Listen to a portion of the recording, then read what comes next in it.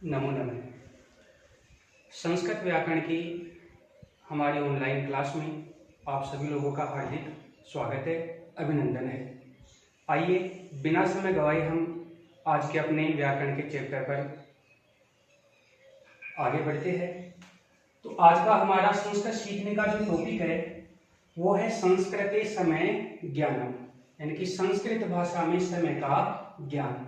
देखो, हम सब जानते हैं कि लगभग सभी को घड़ी की सहायता से समय देखना आता है। किताबों आदि में भी समय से संबंधित जो प्रश्न आते हैं उनको हम आसानी से समझ जाते हैं। लेकिन समय से संबंधित जो भी प्रश्न है या जो भी कोई वाक्य है, अगर हमें उसको संस्कृत भाषा में बदलना हो तो हम किस प्रकार से बदलेंगे, ये आज हम यहाँ पर सीखेंगे। हम व्याकरण का कोई भी टॉपिक पढ़ते हैं तो उस टॉपिक में हमें हिंदी से संस्कृत में बोलना होता है, हिंदी से संस्कृत में लिखना होता है। इसके लिए हमें कुछ ऐसे शब्दों की जानकारी होनी चाहिए जो बार बार हमारे काम आएंगे। तो ऐसे कौन से सामान्य शब्द है जो हमारे काम आएंगे, उनको मैंने यहाँ पर लिख दिया है। आप सभी लोग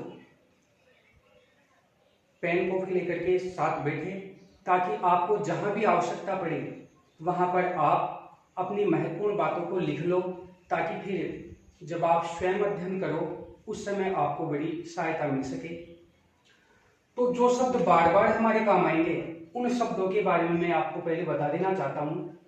तो मैं चाहता हूं कि आपका ध्यान पॉइंट पर रहे। हमारा सबसे पहला शब्द मिनट।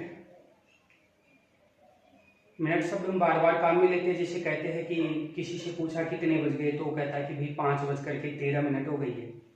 तो जो मिनट शब्द है इसे हम संस्कृत में जब भी लिखेंगे तो हमारे पास इसके लिए दो शब्द है, एक पल और एक है कला। हम मिनट के लिए संस्कृत में पल या कला अपनी सुविधा के अनुसार कोई सा भी शब्द काम में ले सकते हैं। फिर अगला शब्द आता है हमारा हिंदी में पूरा या ठीक। पूरा या ठीक का मतलब क्या हुआ? जैसे कभी किसी ने हमारे से पूछा कि भाई आपके पापा ऑफिस से घर कब आते हैं, तो आप कहते हो कि ठीक 8 बजे आ जाते हैं। अच्छा, टीवी में समाचार कितने बजे आते हैं? ठीक 9 बजे आते हैं। फला सीरियल कितनी बजे शुरू होता है? ठीक 11 बजे शुरू होता है। तो जो हमारा ठीक समय है, हमारा पूरा समय है, इसे हम संस्कृत में कहते हैं पूर्ण समय। क्या कहते हैं? पूर्ण कहते हैं। इसके बाद में आता है सवा। हम सामान्य रूप से बोलते हैं भाई कितने बज गए?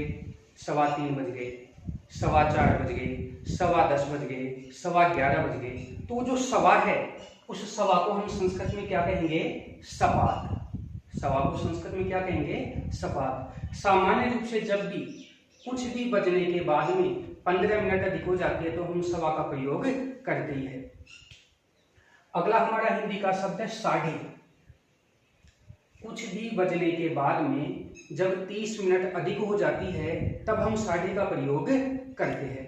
जैसे हम कहते हैं कि 5:30 बज गए, 6:30 बज गए, 1:30 बज गए।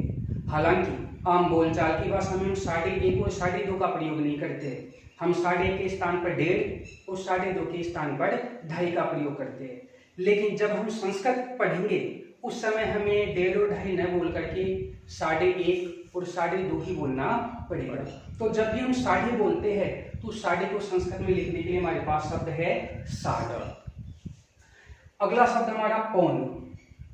कुछ भी बजने में 15 मिनट कम रह जाए तो पौन बोला जाता है।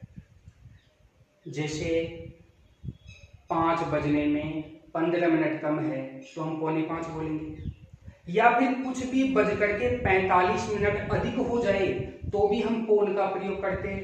जैसे 4:45 तो भी 4:45 हो गए।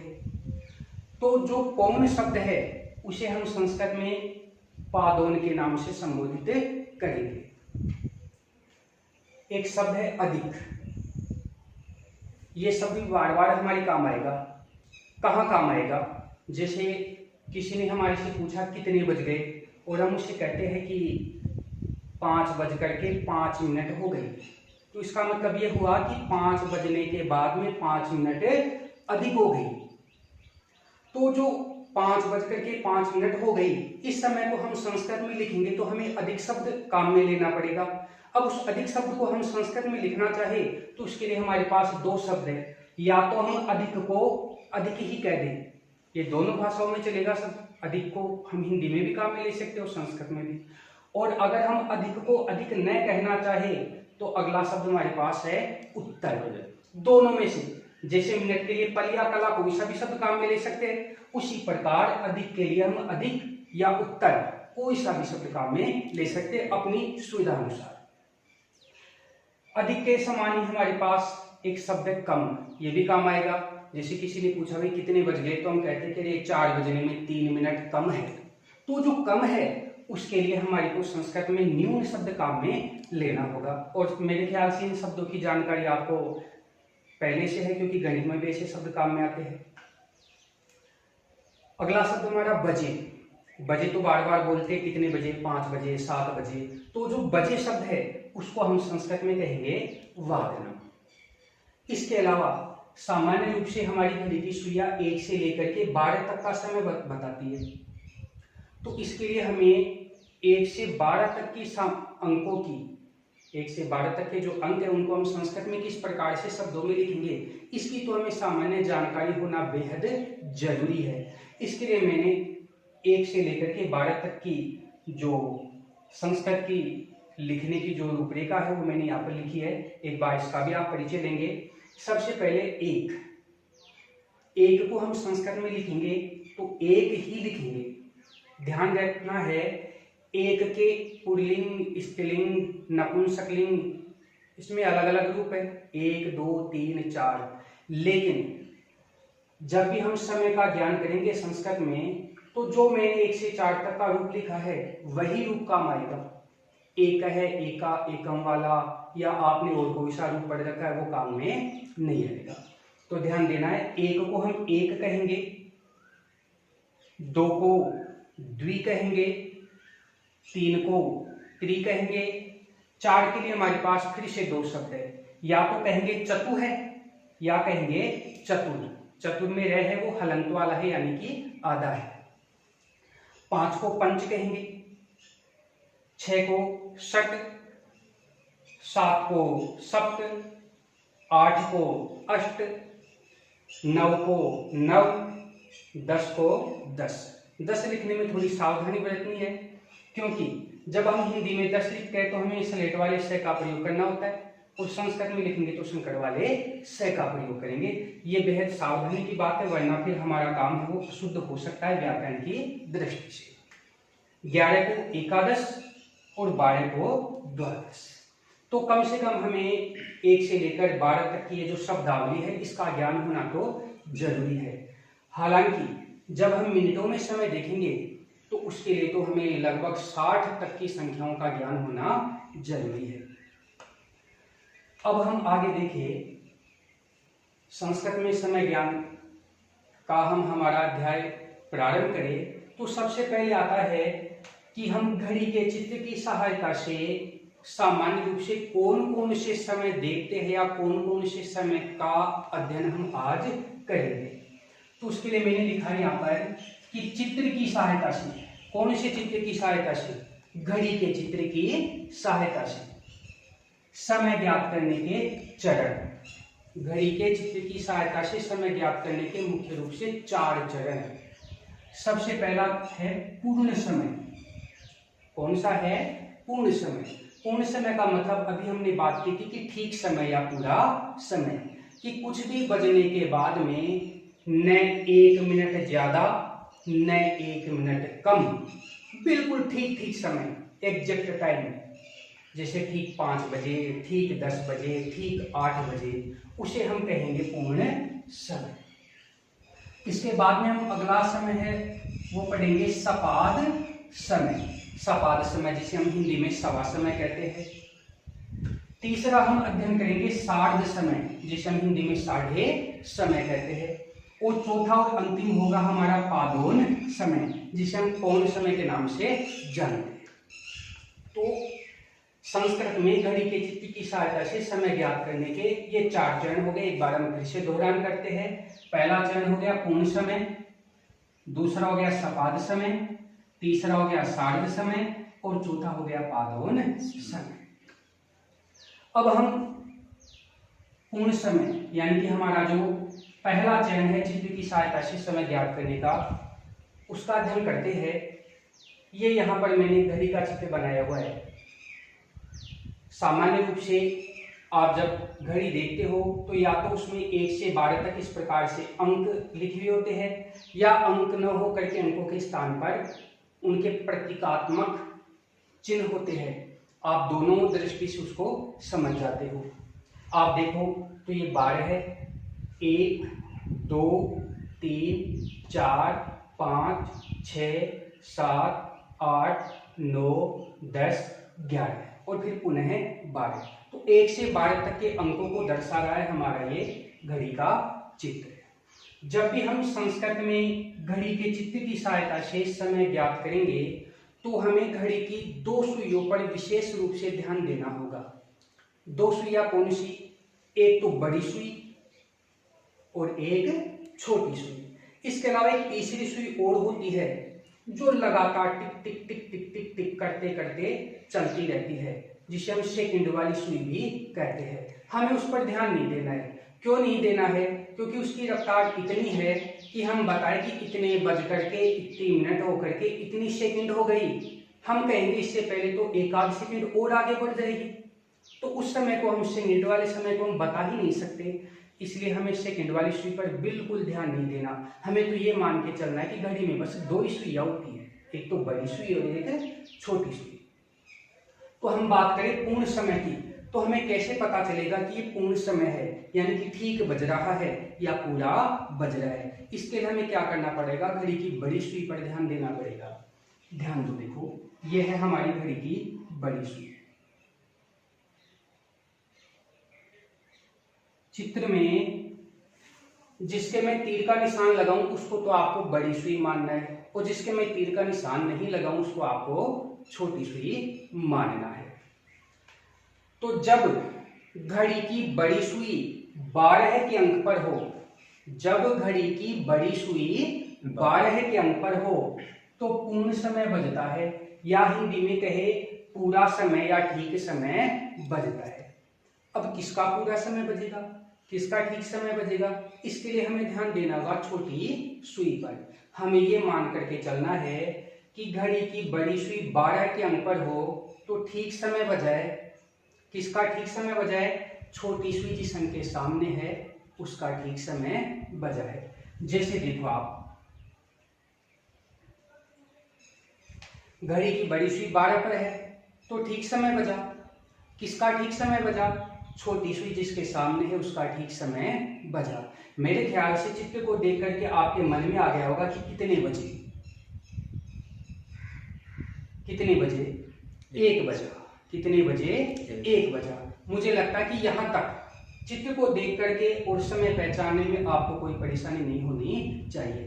फिर भी कोई दिक्कत है तो एक बार मैं फिर से आपको बता देना चाहता हूँ कि जब भी घड़ी की बड़ी सुई 12 के अंक पर होती है तो ठीक समय या पूरा समय बजता है।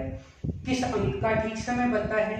छोटी सुई जिस अंक के सामने होती है उस अंक का ठीक समय बजता है। तो इस परिभाषा के अनुसार देखा जाए तो ठीक 1 बज गया या पूरे 1 बज गए। जब हमें ये पता चल गया कि ठीक 1 बज गया तो अब हमें इसको संस्कृत में कैसे बदलना है इस पर हम आगे काम करते हैं। तो देखो, जो भी समय बज गया उसको हम एक बार हिंदी में लिख करके देख लेते हैं। जैसे कितने बज गए?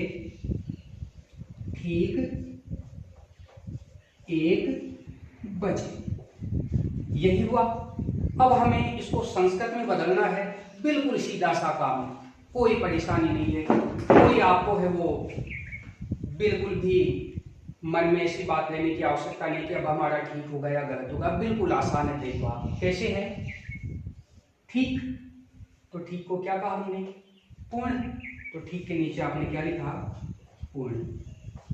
फिर आगे क्या है? 1। 1 के लिए हमारे पास क्या है? 1। इसके बाद में क्या है? बजे। तो बजे के लिए हमारे पास क्या शब्द है? वादनम। तो हमारा संस्कृत का रूप हो गया ठीक 1 बजे के लिए पूर्ण 1 वादन। मुझे लगता है कि आपको बात बिल्कुल समझ में आ गई होगी, बिल्कुल सरल है। फिर भी मैं आपकी सुविधा के लिए, आपकी जानकारी के लिए एक उदाहरण और बताना चाहता हूं। जब भी हमें पूर्ण समय ज्ञात करना हो तो उसमें सबसे पहले देखना होगा बड़ी सुई को।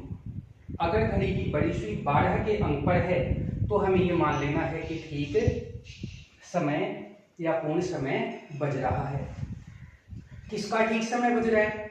छोटी सुई जिसके सामने है उसका ठीक समय बज रहा है। जैसे बड़ी 12 पर है, ठीक समय, छोटी 9 पर है तो 9 का ही ठीक समय बजा। यानी कि हम ये कह सकते हैं कि इस समय ठीक 9 बजे। कितने बजे? ठीक 9 बजे। अब संस्कृत में बदलना बिल्कुल आसान है अभी के समान। देखो, ठीक को हम क्या कहेंगे? ठीक को पूर्ण। 9 को क्या कहेंगे हम? ये रहे 9 को कहेंगे हम नव। बजे के लिए हमारे पास ये रहा वादन। मुझे लगता है बात आपकी समझ में आई होगी। मन कर रहा है एक उदाहरण आपको और बताया जाए, ठीक है? ध्यान दो। कई बार क्या होता है कि कुछ अनोखा काम भी हो जाता है। अनोखा काम कैसे? अब देखो, देखिए कितने बज गए। घड़ी की बड़ी सुई 12 पर हो तो ठीक समय बजेगा, छोटी सुई भी 12 पर आ गई। अब तो दोनों ही 12 पर आ गए। अब क्या होगा? कुछ नहीं होगा, वही होगा जो होना चाहिए। बड़ी सुई 12 पर है तो ठीक समय। किसका ठीक समय? छोटी सुई जिस पर हो तो छोटी भी 12 पर है। इसका मतलब इस समय हम कह सकते हैं कि ठीक 12 बजे या पूरे 12 बजे। यानी कि यहां लिख देता हूं मैं, ठीक 12 बजे। अब संस्कृत में बदलना तो आपको आ ही गया, बदल सकते हो आप मन ही मन अनुमान लगाइए। तब तक मैं भी अपना काम करता हूं। तो देखो, ठीक को हम क्या कहेंगे? पूर्ण। 12 के लिए हमारे पास लिखा हुआ है द्वादश। फिर बचा बजे के लिए हमारे पास है वादन। और ये हमारा हो गया पूर्ण द्वादश वादन। बात मुझे पूरा विश्वास है, भरोसा है कि आपको सारी बात अच्छे से समझ में आ गई होगी। अब हम आगे बढ़ते हैं और संस्कृत में घड़ी के चित्र की सहायता से समय ज्ञात करने के जो 4 चरण थे उसमें से हमने अपना पहला चरण पूर्ण कर लिया, पहला चरण पूरा कर लिया। अब हम सपाद समय यानी कि हमारे दूसरे चरण की ओर बढ़ते हैं। दूसरा चरण भी उतना ही सरल है, उतना ही आसान है जितना कि पहला चरण था। बस दूसरे चरण में भी हमें ये ध्यान रखना है कि जब भी सपाद समय बजे, सवा बजे, तो हमारी घड़ी की सुइयों की स्थिति किस प्रकार की होगी। तो ध्यान देना है। आप सब जानते हो कि सवा कब बजता है, यानी कि सपाद कब बजता है। कुछ भी बजने के बाद में 15 मिनट अधिक हो जाती है तब सवा बजता है। कुछ भी बजने के बाद में 15 मिनट अधिक हो जाती है तब सवा बजता है। उस सवा को ही हम संस्कृत में कह देते हैं सपाद। तो अगर हम चित्र के हिसाब से इसको पहचानना चाहे, इसको समझना चाहे तो किस प्रकार से समझेंगे, ध्यान देंगे। वही 2 सुइयों पर ध्यान देना है, बड़ी सुई और छोटी सुई। जैसे पूर्ण बजता है या पूरा या ठीक बजता है तो घड़ी की बड़ी सुई होती है 12 पर। सवा बजेगा, सपाद बजेगा तो बड़ी सुई कहां पर होगी? सोचो, बड़ी सुई होगी, आपने बिल्कुल सही सोचा, बड़ी सुई होगी 3 पर। जब भी सपाद समय बजेगा या सवा बजेगा तो बड़ी सुई कहां पर होगी? 3 पर होगी। अब प्रश्न आता है कि किसका सवा बजेगा? छोटी सुई पर ध्यान दो। छोटी सुई जिस अंक से थोड़ी सी आगे हो उस अंक का सवा बजेगा। फिर से बोलता हूं मैं, फिर से दोहराता हूं, ध्यान से सुनना। जब घड़ी की बड़ी सुई 3 के अंक पर हो तो सवा बजेगा।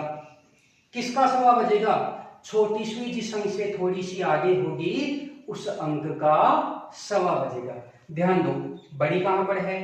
3 पर, तो सवा बज गया। छोटी सुई कहां पर है? 3 से थोड़ी सी आगे। तो हमारी परिभाषा में क्या था कि जब घड़ी की बड़ी सुई 3 पर होगी तो सवा बजेगा। किसका सवा बजेगा? छोटी सुई जिस अंक से थोड़ी सी आगे होगी उस अंक का सवा बजेगा। तो अगर इस परिभाषा पर, इस डेफिनेशन पर हम ध्यान दें तो हमारे चित्र में कितने बज गए? 3:15 बज गए। मेरे ख्याल से ये बात आपके समझ में आ गई होगी। 3:15 बज गए। कितने बज गए? 3:15 बजे। अब इसको आप लिख करके देख लो कितने बजे। 3:15 बजे।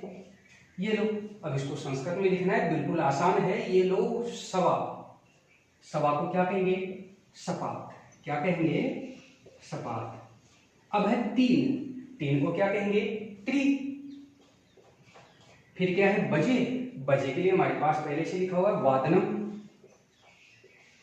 तो हमारा समय हो गया सपाद त्रिवादनम। बात समझ में आई होगी आप लोगों के। एक उदाहरण और देखते हैं। हमें पता है कि जब घड़ी की बड़ी सुई 3 के अंक पर होती है तो सवा बजते हैं। किसके सवा बजते हैं? छोटी सुई जिस अंक से थोड़ी सी आगे हो उस अंक के सवा बजते हैं। तो देखिए अब कितने बज गए। ये लो, ध्यान दो, घड़ी की बड़ी सुई 3 पर है, सवा बज रहे। किसके सवा बज रहे? छोटी सुई जिससे थोड़ी सी आगे उसके सवा बज रहे। तो चित्र के अनुसार तो छोटी सुई 10 से थोड़ी सी आगे, तो कितने बज गए? सही का 10:15 बजे। 10:15 बज गए। अब इसको हम संस्कृत में बदल सकते हैं। पहले हिंदी में लिखते हैं 10:15 बजे। अब इसको संस्कृत में बदलो। सवा को क्या कहेंगे हम? सपाद। 10 के लिए हमारे पास है 10 और बजे के लिए हो गया वादनम, और हमारा समय हो गया सपाद 10 वादनम। समझ में आ रहा है ना? बिल्कुल सरल है। बस थोड़ा सा ध्यान देने की आवश्यकता है। और आपका ध्यान एक उदाहरण पर फिर से चाहता हूं मैं। जैसे हमारी बड़ी सुई 3 पर है, इसका मतलब सवा बज गया। किसका सवा बज गया? छोटी सुई जिससे थोड़ी सी आगे होगी उसका सवा बजेगा। तो आप देखो छोटी सुई किससे थोड़ी सी आगे है? 2 से थोड़ी सी आगे है। इसका मतलब 2:15 बजे। यहां लिख लेते हैं 2:15 बजे। बदल दो, संस्कृत में बदला था ना आप लोगों ने, मनी मन बदलो। सवा को क्या कहेंगे हम? सपाद। क्या कहेंगे? सपाद। 2 को हम क्या कहेंगे? ये रहा द्वि। और बजे के लिए हमारे पास शब्द है वादनम, जो गया सपाद द्विवादन। तो हमने सवा के 3 उदाहरण देखे और मुझे लगता है कि थोड़ी गर्मी ज्यादा है।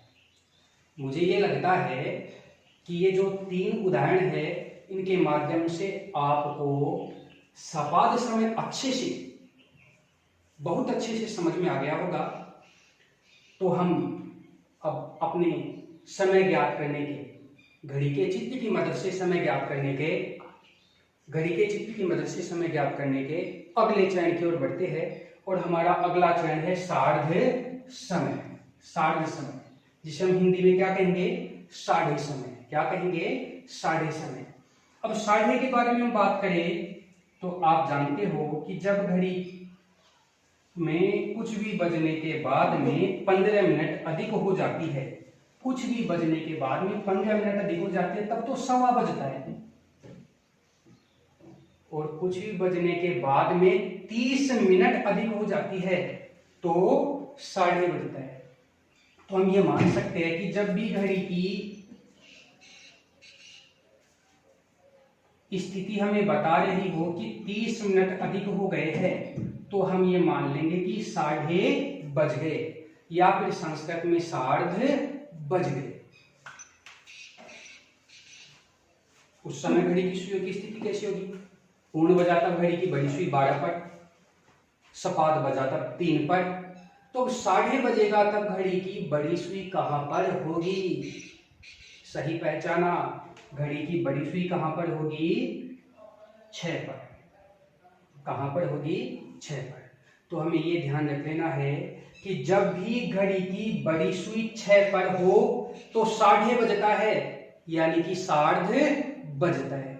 अब किस अंक का 12:30 बजता है, ये थोड़ा सा समझने का है। तो ध्यान रखना है कि जब भी घड़ी की बड़ी सुई 6 पर हो तो 12:30 बजते हैं। किसके 12:30 बजते हैं? छोटी सुई 2 अंकों के बीच में होगी, और दोनों अंकों में से पहले वाला अंक होगा उसके 12:30 बजते हैं। जैसे मैं चित्र बनाऊं तो ये बड़ी सुई है 6 पर, और छोटी सुई आ गई 8 और 9 के बीच। परिभाषा क्या थी कि घड़ी की बड़ी सुई 6 पर हो, छोटी सुई 2 अंकों के बीच में हो, तो दोनों अंकों में से पहले वाले अंक के 12:30 बजते हैं। अब पहले तो अगर हम इधर से देखें तो 9 भी पहले है, और इधर से देखें तो 8 भी पहले, तो फिर पहले वाला कौन सा? तो इसके लिए हमें ध्यान रखना होगा हमारी घड़ी जिस क्रम से घूमती है उस क्रम से पहले कौन सा आ रहा है, यानी कि हमारी घड़ी यूं घूमती है, यूं घूमती है ना, और इसको हम कहते हैं क्लॉकवाइज। अगर यूं घुमाए तो एंटी क्लॉकवाइज हो जाएगा, है ना। यूं घूमती है हमारी घड़ी क्लॉकवाइज, तो क्लॉकवाइज जो पहले आ रहा है उसके 12:30 बजेंगे। पूरी बात को मैं एक बार फिर से दोहरान करते हैं। जब घड़ी की बड़ी सुई 6 के अंक पर हो तो 12:30 बजेंगे। किसके 12:30 बजेंगे? छोटी सुई 2 अंकों के बीच में होगी, दोनों अंकों में से इस क्रम से जो पहले आ रहा है उसके 12:30 बजेंगे। तो अब चित्र को देख करके आप बिल्कुल आसानी से पहचान गए होंगे, बड़ी सुई 6 पर है तो 12:30 बज रहे, छोटी सुई 8 और 9 के बीच में है, पहले आने वाला अंक है 8, तो 8 के ही 12:30 बज रहे हैं। तो हमारा चित्र क्या दर्शा रहा है? हमारा चित्र दर्शा रहा है 8:30 बजे। यही तो दर्शा रहा है 8:30 बजे। संस्कृत में बदल दो, कितना आसान है। कैसे बदलोगे? 12:30 क्या है? 12:30 के लिए 60, 12:30 के लिए हमने लिख दिया 60। फिर है 8, 8 के लिए हमारे पास शब्द है अष्ट, 8 के लिए क्या है? अष्ट। और बजे, बजे के लिए हमारे पास शब्द है वादनम। क्या है? वादनम। और हमारा समय हो गया 8:30 वादनम।